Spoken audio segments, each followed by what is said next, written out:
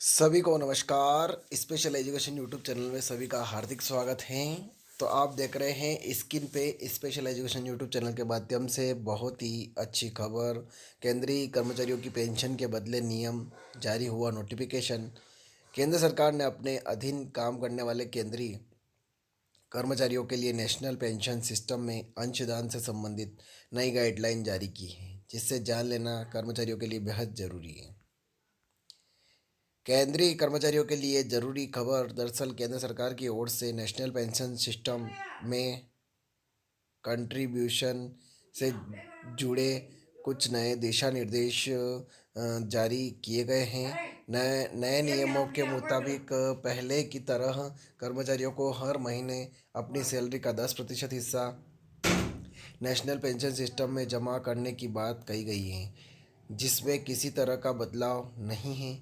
इस पैसे को हमेशा निकटतम पूर्ण रुपए में दर्ज कराया जाएगा। एनपीएस क्या क्या है? तो न्यू पेंशन सिस्टम में एनपीएस के तहत कर्मचारी की बेसिक सैलरी और महंगाई भत्ता को मिलाकर 10% पेंशन निधि के लिए काटा जाता है।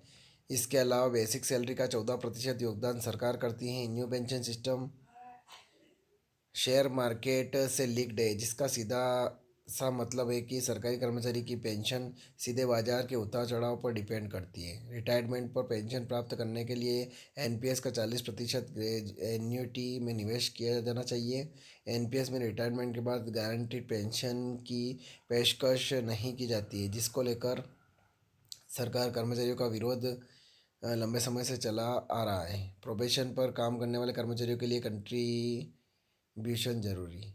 यदि कंट्रीब्यूशन की राशि में कोई गलती होती है तो उसे पेमेंट अकाउंट में ब्याज के साथ जमा कर दिया जाएगा। अगर कर्मचारी अनुपस्थित रहते हैं या बिना सैलरी छुट्टी पर रहते हैं उन तो उन्हें उस अवधि के लिए एनपीएस अकाउंट में कंट्रीब्यूट नहीं करना होगा। अगर कर्मचारी को दूसरे विभाग या संगठन में भेज दिया जाता है तो उन्हें तब भी एनपीएस में योगदान देना जरूरी रखना होगा, जैसे कि उन्हें ट्रांसफ़र नहीं किया गया हो। प्रोबेशन पर काम करने वाले कर्मचारियों को भी कंट्रीब्यूशन करना जरूरी है। यदि कंट्रीब्यूशन में देरी होती है तो प्रभावित कर्मचारियों को उनके योगदान के साथ ब्याज भी मिलेगा। अगले साल लागू होगा एनपीएस। आपको बता दें कि पिछले दिनों सरकारी कर्मचारियों की मांग के बाद सरकार की तरफ से यूनिफाइड पेंशन स्कीम को पेश किया गया था। इसे 1 अप्रैल 2025 से लागू करने की बात कही गई। इसके तहत पेंशन की फंडिंग की जिम्मेदारी कर्मचारियों की नहीं होगी। इसमें सरकार की कर्मचारियों की बेसिक सैलरी का 18.5% वहन करेगी।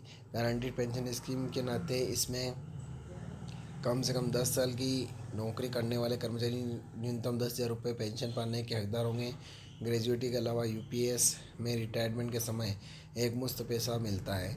इसके तहत रिटायरमेंट होने वाले कर्मचारी आखिरी 12 महीने में एवरेज बेसिक सैलरी का 50% पेंशन के रूप में प्राप्त करने के हकदार हैं। एनपीएस और यूपीएस में अंतर। एनपीएस शेयर बाजार पर आधारित है और गारंटीड पेंशन नहीं प्रदान करता है। वहीं यूपीएस में कर्मचारी को गारंटीड पेंशन दी जाएगी। यूपीएस में कर्मचारियों को ग्रेजुएटी के साथ साथ एक मुश्त राशि भी मिलेगी।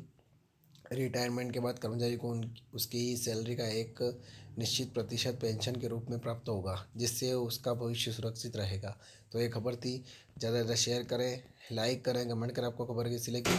और आप मेरे चैनल पर नए हैं तो चैनल को सब्सक्राइब जरूर करें। जय हिंद, जय भारत।